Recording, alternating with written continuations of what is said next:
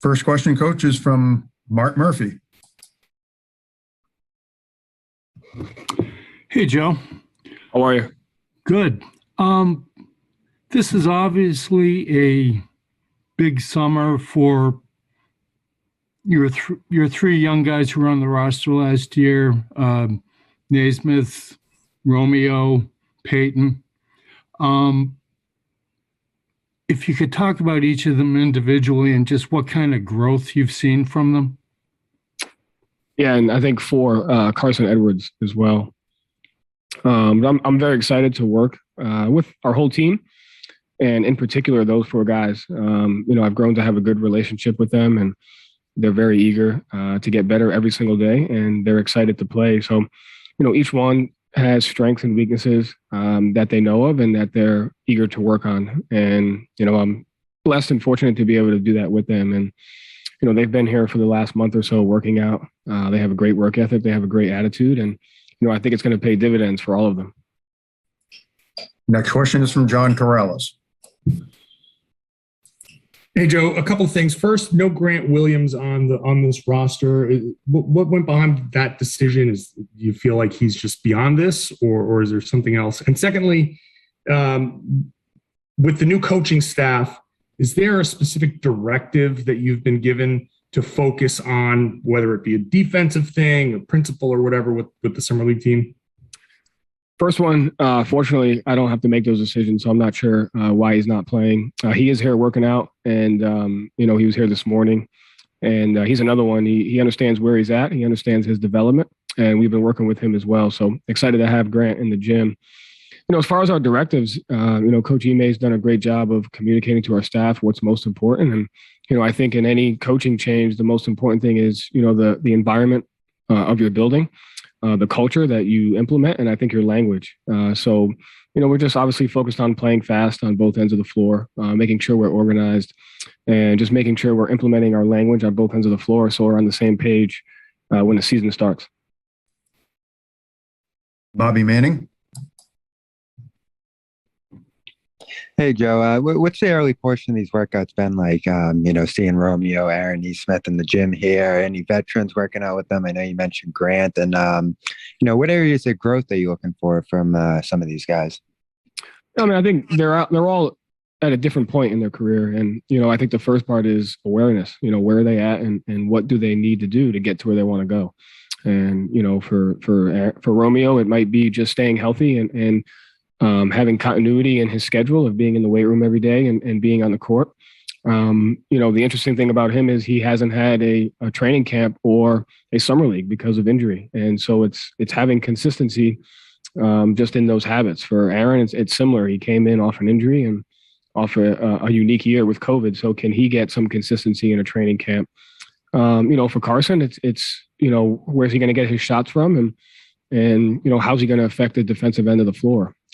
For Payton, it's can he lead a team? Can he make others around him better? And can he make good pick and roll reads? So, they're all in different spots in their career, and we've done a decent job communicating where they're at and what we need to do to get them where they want to go.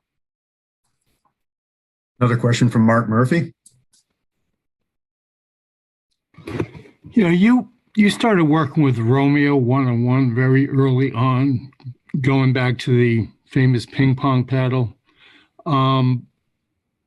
From that point, he's had some injuries, but just how much has he improved from that point moving forward to where he is now? I think he's improved a ton. He's also had some things in his career that have been uncontrollable, whether it's other injuries or COVID. But I think with any player, not just Romeo, what you have to teach them first is how to take ownership of their career. Can they make an investment in the weight room? Can they make an investment in their nutrition and, the mental side of the game? Can they make an investment in their habits? And that's one thing that we try to work on with our young guys is teach them how to take ownership. So all four of them have taken ownership of their careers. Romeo has done a good job of that as well.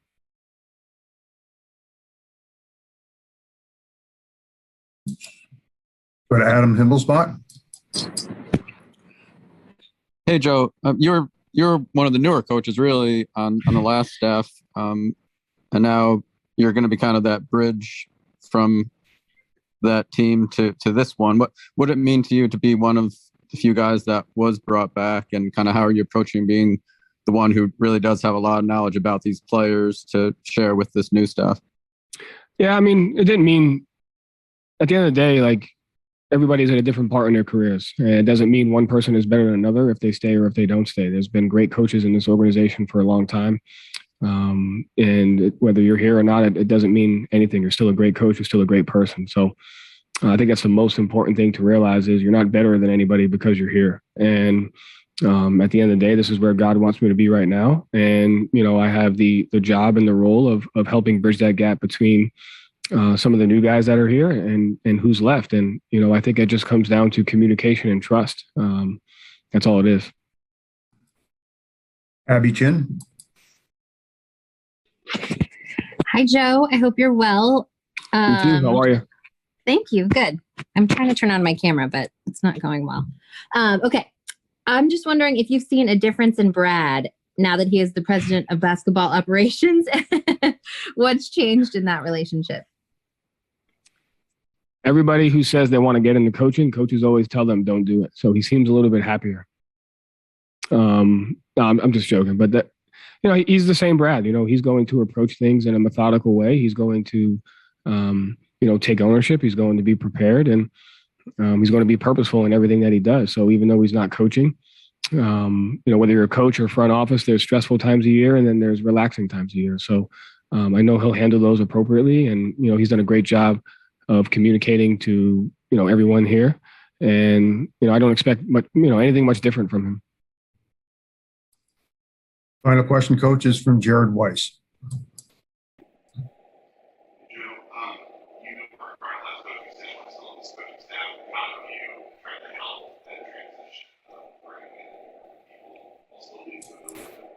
Can't hear you too well, Jared.